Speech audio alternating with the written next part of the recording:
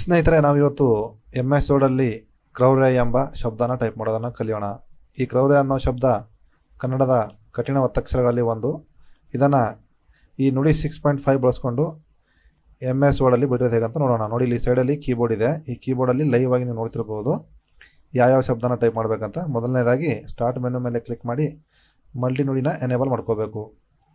ಇದನ್ನು ಡೌನ್ಲೋಡು ಮತ್ತು ಇನ್ಸ್ಟಾಲ್ ಮಾಡೋದು ಹೇಗೆ ನೋಡಿಲ್ಲ ಅಂತಂದರೆ ಅದರ ವಿಡಿಯೋ ಲಿಂಕು ಡಿಸ್ಕ್ರಿಪ್ಷನ್ ಇರುತ್ತೆ. ಇದು ಓಪನ್ ಆಗಿದ ನಂತರ ಇಲ್ಲಿ ಲ್ಯಾಂಗ್ವೇಜಸ್ ಅಂತಿದೆಯಲ್ಲ, ಈ ಲ್ಯಾಂಗ್ವೇಜ್ ಮೇಲೆ ಕ್ಲಿಕ್ ಮಾಡಿ ಕನ್ನಡನ ಸೆಲೆಕ್ಟ್ ಮಾಡ್ಕೋಬೇಕು. ಸೆಲೆಕ್ಟ್ ಮಾಡಿಕೊಂಡು ಇದನ್ನು ಮಿನಿಮೈಸ್ ಮಾಡಬೇಕು, ಕ್ಲೋಸ್ ಮಾಡಬಾರ್ದು.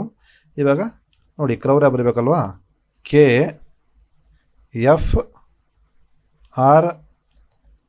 ಶಿಫ್ಟ್ ವಿ RFY.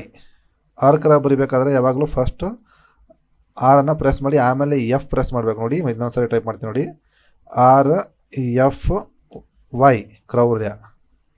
ಈ ರೀತಿಯಾಗಿ ಈಸಿಯಾಗಿ ನೀವು ಮಲ್ಟಿ ನುಡಿ 6.5 ಬಳಸ್ಕೊಂಡು MS ವರ್ಡಲ್ಲಿ ಕ್ರೌರ್ಯ ಅನ್ನೋ ಶಬ್ದನ ಟೈಪ್ ಮಾಡ್ಬೋದು.